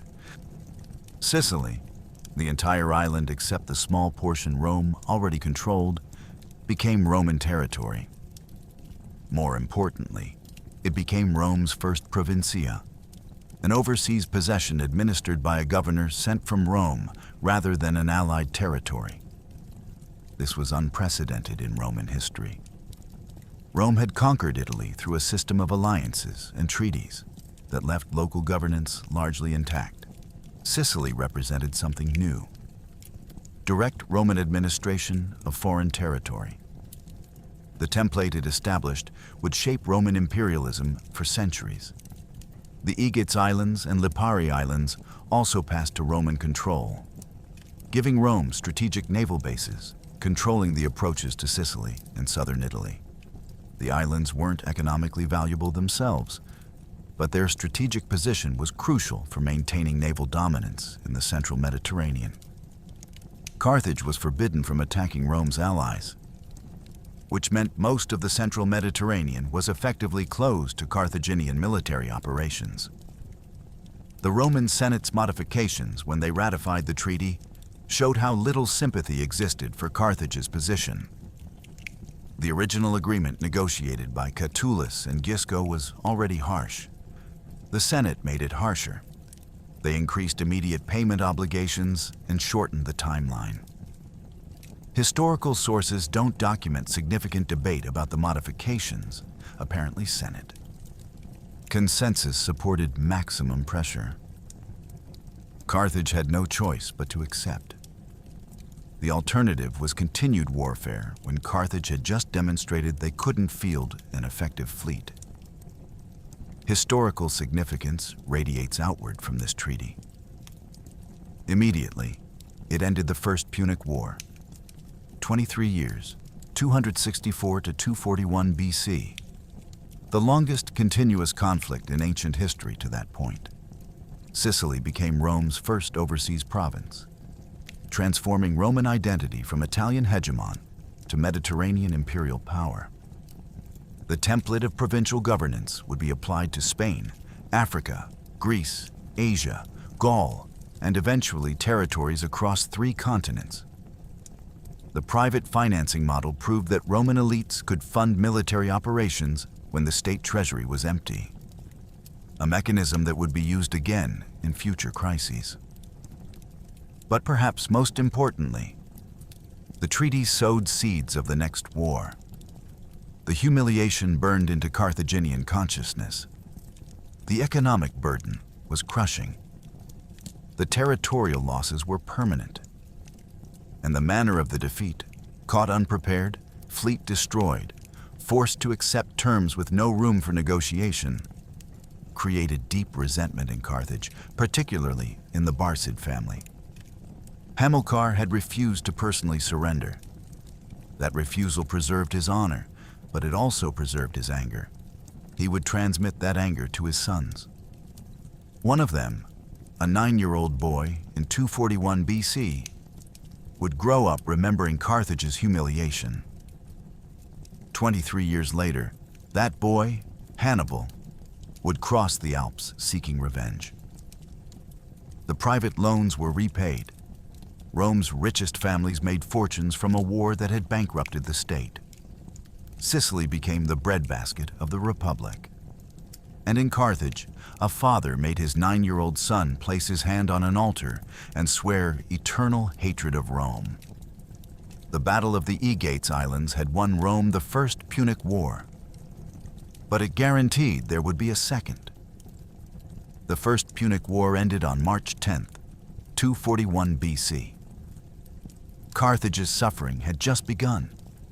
20,000 mercenaries returned to North Africa from Sicily, unpaid, angry, expecting wages from a treasury that was bankrupt. When Carthage couldn't pay, they revolted. Unlike Rome's citizen legions who served for honor and land, these were professionals who'd come for money. They had no reason to stop short of Carthage's destruction. What followed was 4 years of the most brutal warfare recorded in antiquity, conflict that nearly ended Carthage as a civilization. The mercenary crisis was a direct consequence of Aegates economics. Polybius dedicates significant space to describing what he calls the mercenaries' war or the truceless war. Truceless because both sides fought with such savagery that normal conventions of warfare were abandoned. The composition of the mercenary army reflected Carthage's empire. Libyans, Spanish, Gauls, Greeks, Balearic Islanders. 20,000 plus soldiers who'd served in Sicily for years, fighting Rome, now returning home expecting payment. The 3,200 talent indemnity to Rome, plus war costs, had left Carthaginian treasury completely empty. The government couldn't pay. The soldiers wouldn't accept that. Revolt was inevitable. The scope of the crisis exceeded any normal military mutiny. The revolt spread across Libya and North African territories. Local populations, resentful of Carthaginian control and taxation, joined the mercenaries. At one point, Carthage itself was besieged, the capital city surrounded by armies it had formerly commanded. The population suffered starvation. Historical sources describe exceptional brutality on both sides. Prisoners weren't ransomed according to normal practice. They were tortured and killed. The conflict took on characteristics of ethnic war, with Libyans attempting to completely destroy Carthaginian power in North Africa. Hamilcar Barca led the suppression campaign. His tactics were ruthless but effective. He trapped mercenary armies, cut supply lines, and showed no mercy to rebels. The campaign required multiple years, 241 to 237 BC, of sustained operations. Hamilcar succeeded where other Carthaginian commanders failed, saving the city and reconquering Libya. But the cost was enormous. Casualty figures for the mercenaries' war aren't precisely documented, but Polybius's account makes clear that tens of thousands died on both sides. The conflict nearly destroyed Carthage from within. The personal impact on Hamilcar was profound. He'd held Mount Eryx for 3 years, never been defeated in battle, then been forced to negotiate peace because Carthage's fleet failed at Aegates. Now he was fighting to prevent complete Carthaginian collapse caused by that same defeat's economic consequences. Historical sources document that Hamilcar's hatred of Rome intensified during this period. The Barcid family blamed Rome for creating the crisis. The crushing indemnity had made it impossible to pay the mercenaries, and Rome's vindictive treaty terms had weakened Carthage enough that rebellion became possible. While Carthage fought for survival, Rome committed what sources describe as cynical opportunism. In 238 BC, while Carthaginian forces were still fighting the mercenary revolt, Rome seized Sardinia and Corsica. The justification was questionable. Rome claimed Carthaginian vessels had attacked Roman merchants, but the reality was transparent exploitation of Carthaginian weakness. Carthage was in no position to resist. The islands fell to Rome without significant fighting. Then Rome imposed an additional indemnity, 1,200 talents of silver. The total burden rose from 3,200 to 4,400 talents, approximately 112,500 kilograms of silver total. The compounding humiliation was systematic. First, defeat at Aegates and loss of Sicily. Second, crushing indemnity that bankrupted the treasury. Third, mercenaries' war triggered by inability to pay soldiers. Fourth, while fighting for survival, loss of Sardinia and Corsica. Fifth, additional indemnity for islands taken while Carthage was helpless. Each humiliation built on the previous one. The Barcid family, having saved Carthage from the mercenary revolt, would not forget or forgive. Hamilcar's response shaped the next 2 decades of Mediterranean history. He concluded that Rome must be punished, but Carthage needed to rebuild economic and military capability first. The target? Spain. The Iberian Peninsula offered silver mines, military recruitment opportunities, and strategic position outside Roman interference. In 237 BC, Hamilcar took his army to Spain. He brought his sons, including 9-year-old Hannibal. According to Livy's detailed account, before leaving Carthage, Hamilcar made Hannibal place his hand on a sacrificial altar and swear eternal hatred of Rome. The Spanish campaign was systematic. Hamilcar conquered Spanish tribes, established Carthaginian control over southeastern Iberia, and exploited the silver mines. The wealth-funded military rebuilding. Spanish tribes became Carthaginian allies, providing excellent infantry and cavalry. For 16 years, from 237 to 221 BC, the Barcid family built an empire in Spain. Hamilcar died in battle in 228 BC. His son-in-law Hasdrubal continued the work. And in 221 BC, at age 26, Hannibal Barca inherited command of the Spanish army. 3 years later, he would cross the Alps with elephants. The Battle of the Aegates Islands was over, but its consequences were accelerating toward collision. Before March 10th, 241 BC, Rome controlled Italy, a land power with no naval tradition, no overseas territories, no empire. After March 10th, 241 BC, Rome controlled Sicily, a Mediterranean naval power with its first overseas province, and a template for conquest that would follow. The Battle of the Aegates Islands didn't just end a war, it invented the Roman Empire. Sicily's status as Rome's first provincia represented an administrative innovation with massive implications. Previously, Roman expansion in Italy had worked through alliance systems. Cities and tribes that surrendered or allied with Rome kept their internal governance, provided troops when requested, and accepted Roman foreign policy direction. This system worked for Italian peoples who shared cultural similarities. But Sicily was different. Culturally Greek and Phoenician, economically developed, geographically separate from Italy. Direct administration by a Roman governor became necessary. The provincial system Rome created for Sicily became the template for everything that followed. A governor, usually a former consul or praetor, served a fixed term administering the territory. Local tax collection funded provincial administration and provided revenue for Rome. Roman law applied to disputes involving Roman citizens. Local legal systems handled internal matters for native populations. Military garrisons maintained order. The framework was flexible enough to accommodate different territories while maintaining Roman control. Spain, Africa, Greece, Asia. Each became a provincia, following variations of the Sicilian model. Economic benefits flowed immediately from Sicily's grain production. The island's agricultural capacity had made it valuable enough to fight over for 23 years.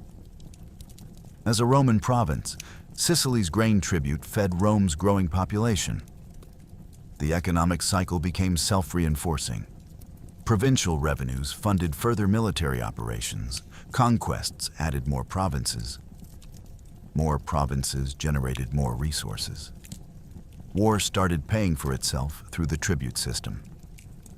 The venture capital model that funded the 242 BC fleet proved that private wealth could finance military operations when state resources were insufficient. That precedent would be used again. Roman naval supremacy established at Aegates lasted for centuries. Before the First Punic War, Rome had no naval tradition whatsoever. The first Roman fleet was built in 260 BC, using a captured Carthaginian ship as template. 20 years later, after catastrophic losses and brutal learning experiences, Rome had defeated the Mediterranean's premier naval power. Carthage's fleet, though 130 ships escaped from Aegates, never recovered its former dominance.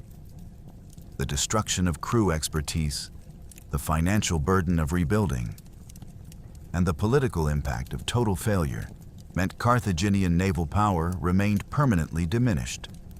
Rome controlled the central Mediterranean sea lanes. Roman merchants operated with security. Future Roman campaigns could move troops and supplies by sea without serious challenge.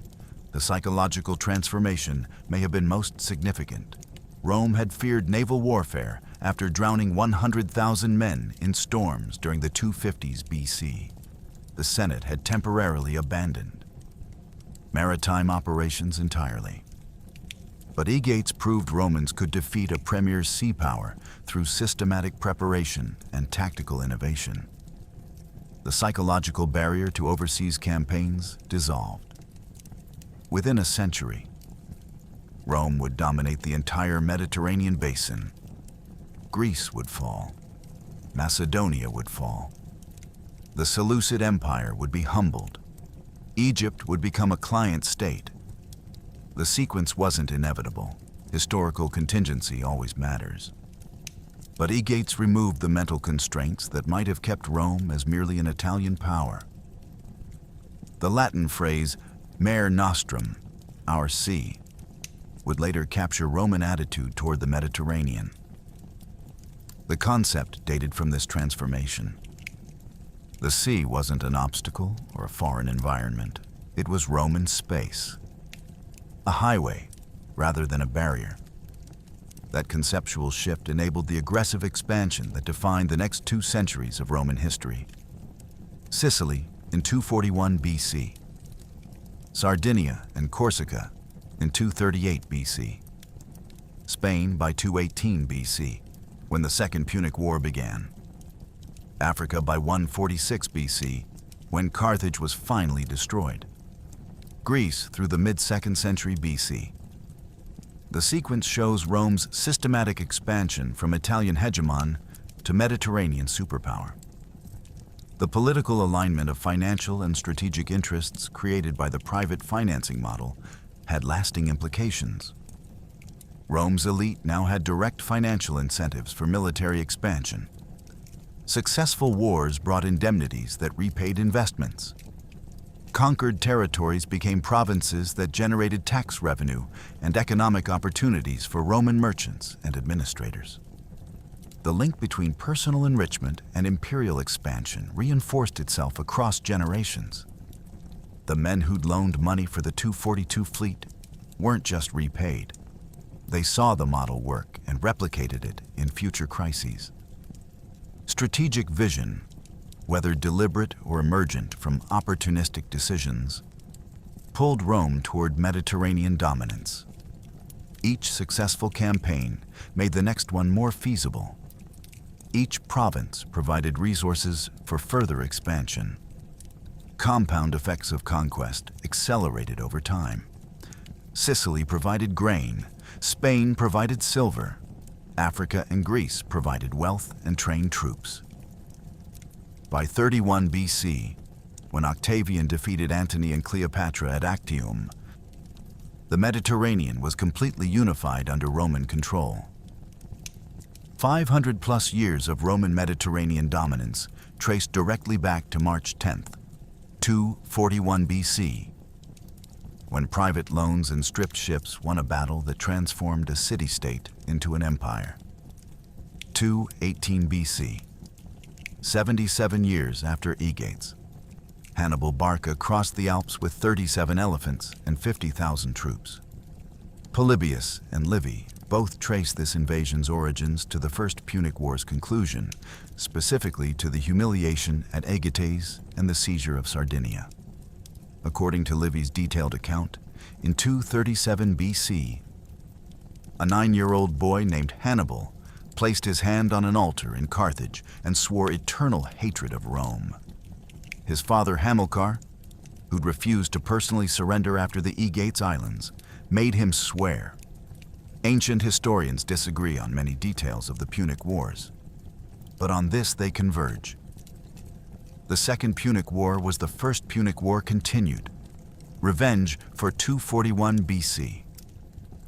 The oath ceremony is documented in Livy's narrative with specific details. Hamilcar was preparing to depart for Spain. He was conducting sacrifices before departure, a standard religious practice. Young Hannibal asked to come with him to Spain. Hamilcar agreed, but first made him approach the altar and place his hand on the sacrifice. The oath: swear eternal hatred of Rome, never be a friend of Romans. Livy presents this as memory from Hannibal himself, recounted later when Hannibal sought alliance with Antiochus of Syria against Rome. The story may be embellished. Childhood oaths make dramatic narrative. But Polybius confirms Hannibal's deep hatred of Rome was established early and driven by family experience. The Spanish campaign from 237 to 221 BC was explicitly preparation for renewed war against Rome. Hamilcar conquered Spanish tribes systematically, built Carthaginian power in Iberia, and exploited the peninsula's rich silver mines. The wealth from Spanish mining operations funded military rebuilding. Spanish tribes became Carthaginian allies, providing excellent infantry, particularly the famously fierce Celtiberian warriors, and cavalry. Hamilcar died in battle in 228 BC, but the work continued. His son-in-law Hasdrubal governed from 228 to 221 BC. Then Hannibal, at age 26, inherited command of a Spanish army and empire built specifically to challenge Rome. Polybius dedicates significant analysis to Second Punic War causation in Book 3, chapters 9 through 15. His conclusion emphasizes Carthaginian resentment from the First War's settlement. Primary grievances documented: the Aegates indemnity of 3,200 talents, the opportunistic seizure of Sardinia and Corsica in 238 BC, with additional 1,200 talent penalty, and the accumulated humiliation of being defeated and then exploited when helpless. The Barcid family was identified by both Polybius and Livy as the driving force for revenge. Hannibal's personal motivation derived directly from childhood experiences of Carthage's defeat and his father's transmitted hatred. Modern historians debate the degree of inevitability. Was the Second Punic War caused by Aegates, or merely enabled by it? Multiple factors contributed beyond Barcid revenge. Carthaginian economic recovery through Spanish silver mines created capability for renewed warfare. Roman expansion threatened Carthaginian interests in Spain. Mediterranean power competition between two expanding empires created structural tensions. The strategic environment made conflict plausible even without personal revenge motivations. But ancient sources are explicit about Barcid intentions. This isn't speculation or later propaganda.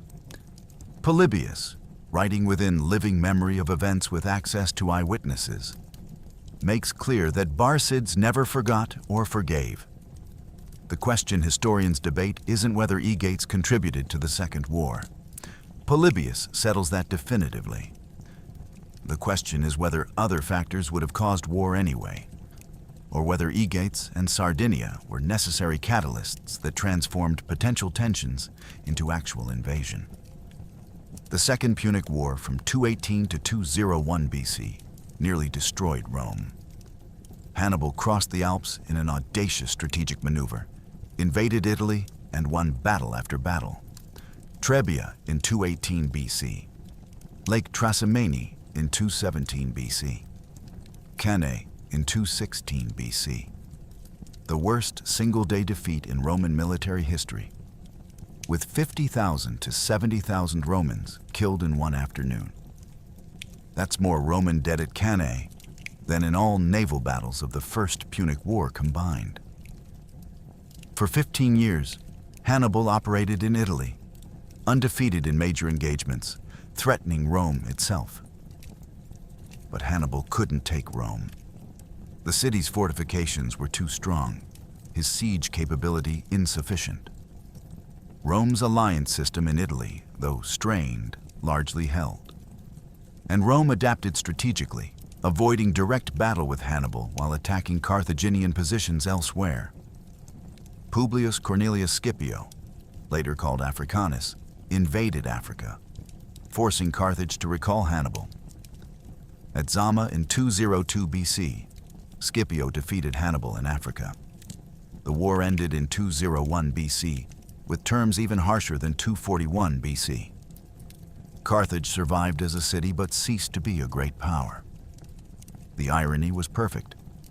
The Battle of the Aegates Islands won Rome the First Punic War. But the harsh terms created such resentment that they cost Rome hundreds of thousands of lives in the second.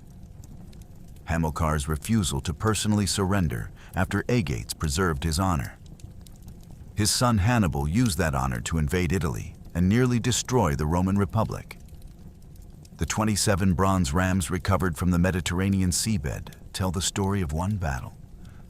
But the consequences of that battle rippled for 95 years until Carthage itself was wiped from the map in 146 BC. Sometimes the cost of victory is paid in the next war. For 2,265 years, and the Battle of the Aegates Islands was nearly forgotten. Historians knew it happened. Polybius recorded it. Livy mentioned it. But no battlefield, no physical evidence, no way to verify ancient accounts. The Second Punic War, with Hannibal's legendary Alpine crossing and the slaughter at Cannae, overshadowed the battle that had caused it. Then in 2005, a fisherman off the coast of Sicily pulled up something bronze and impossibly heavy. A warship ram. 270 kilograms of ancient weapons technology. The seabed began revealing its secrets. The first ram, later cataloged as Aegadi I, was found by accident. Fishermen working off the Aegadi Islands snagged their nets on something massive on the sea floor. When they hauled it up, they discovered a bronze rostrum in remarkable preservation. The discovery reached Dr. Sebastiano Tusa, Sicily's superintendent of the sea for cultural heritage.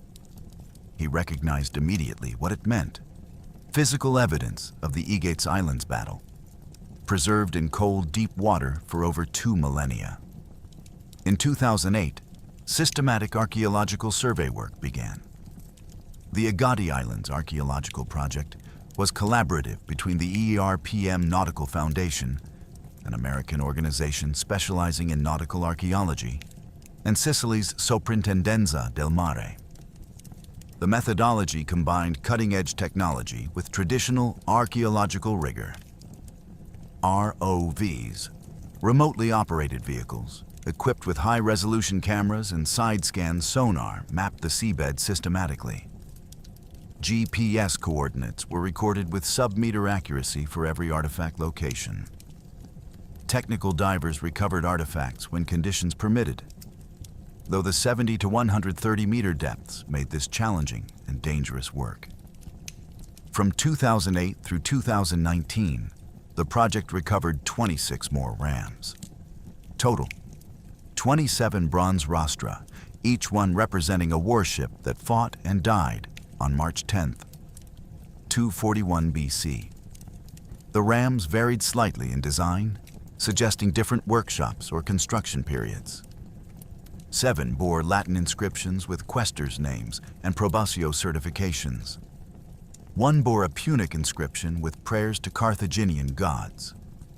The epigraphic evidence alone revolutionized understanding of Roman administrative practices and Carthaginian religious culture during the war.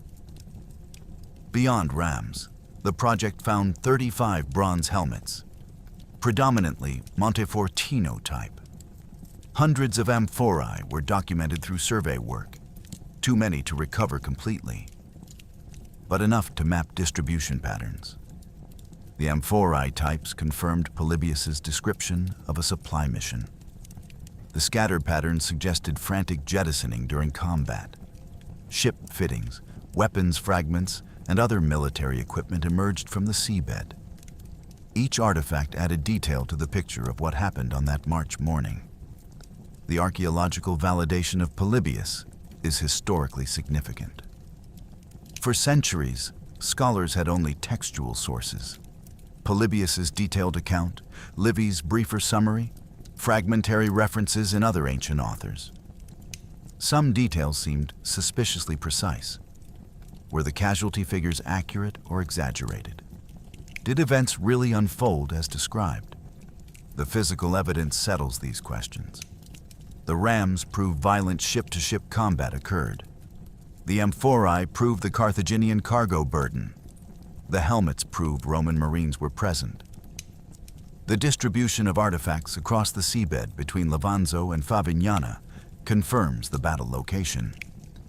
Science validates history in a rare convergence of archaeological and textual evidence.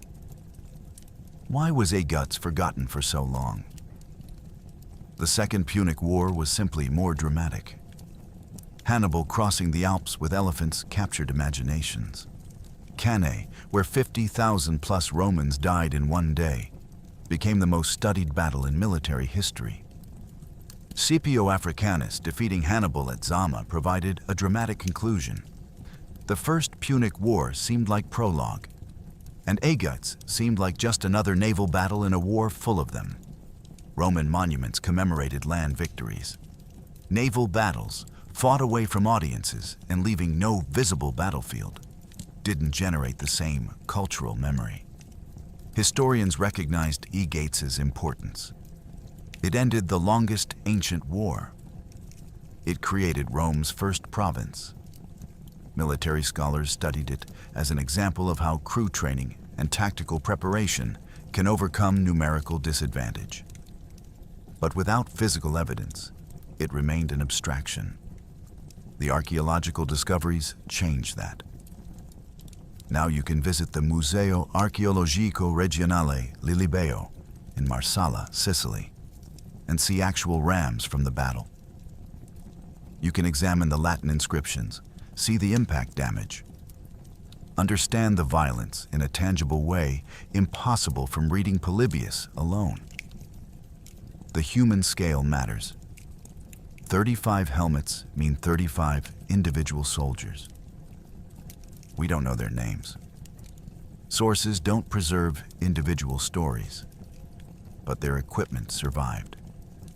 Each helmet represents a person who fought on March 10th, 241 BC, who either died in the battle or survived it, whose actions contributed infinitesimally to the outcome that changed Mediterranean history. The anonymity doesn't diminish the humanity. It emphasizes it. These weren't legendary heroes whose deeds were recorded for posterity. These were common soldiers whose collective actions decided the war.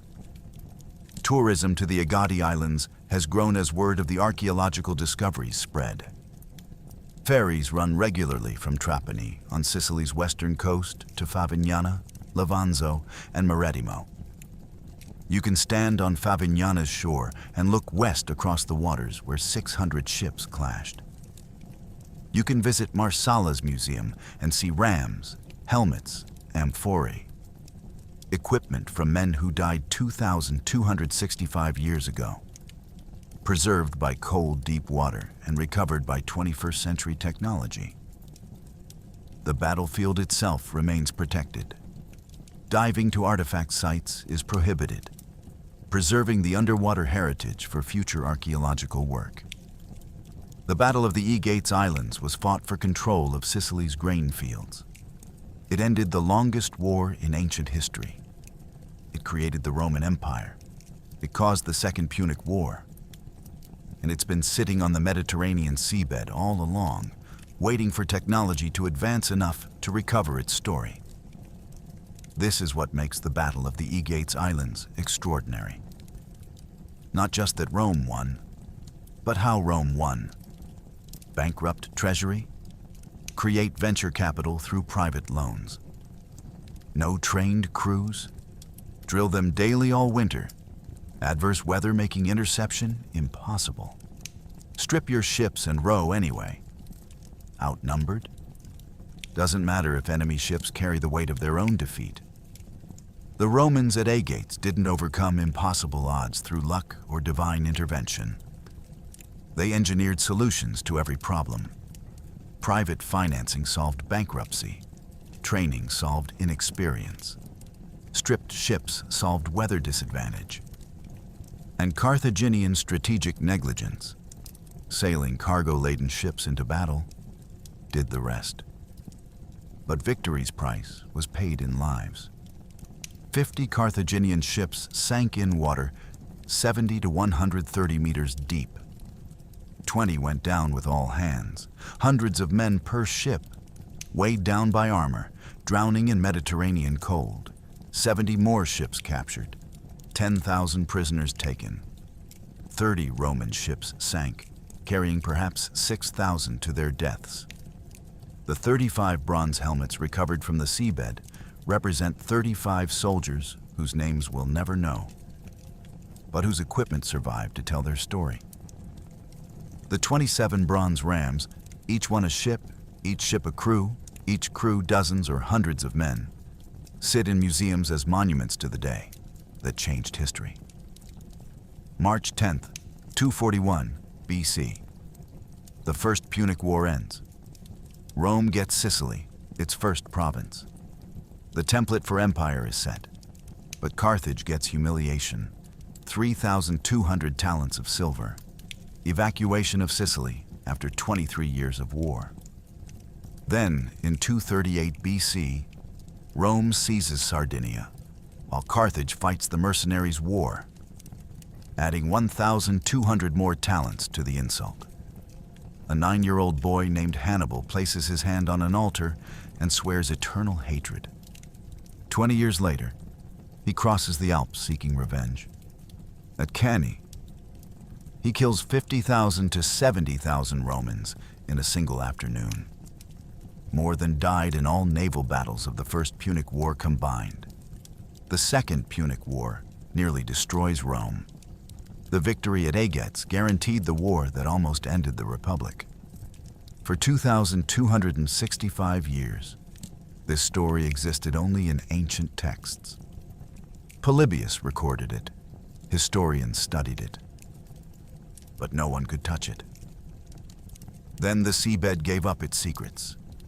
27 rams, 35 helmets, hundreds of amphorae. Physical proof that Polybius got it right. The distribution of artifacts maps the battle. The damage patterns on the rams show the violence of the collisions. The scatter pattern of amphorae reveals Carthaginian desperation to jettison cargo mid-battle. History and archaeology converged in the waters between 3 small Sicilian islands. Here's what the Battle of the Aegates Islands teaches us. First, preparation defeats numbers. 4 months of winter training beats centuries of Carthaginian naval tradition. Second, logistics wins wars. The Romans understood this. Strip your ships, maximize speed. The Carthaginians forgot this. Cargo-laden warships can't maneuver. Third, victory without magnanimity creates future enemies. The harsh terms at Aegates, the indemnities, the territorial losses, the humiliation, didn't prevent another war. They guaranteed it. Fourth, sometimes the battles that change history aren't the famous ones. Everyone knows Cannae. Military historians study Zama. But Aegates, the battle that created Rome's empire and set Hannibal on his path, remained nearly forgotten until 21st century archaeology resurrected it. If you visit Sicily today, you can take a ferry to the Aegadi Islands. Stand on Favignana's shore and look west across the waters where 600 ships clashed. Visit the museum in Marsala and see the bronze rams, the helmets, the amphorae. Equipment from men who died 2,265 years ago, preserved by cold, deep water and recovered by technology. The Battle of the Aegates Islands was fought for control of Sicily's grain fields. It ended the longest war in ancient history. It created the Roman Empire. It caused the Second Punic War. And it's been sitting on the Mediterranean seabed all along, waiting for us to remember.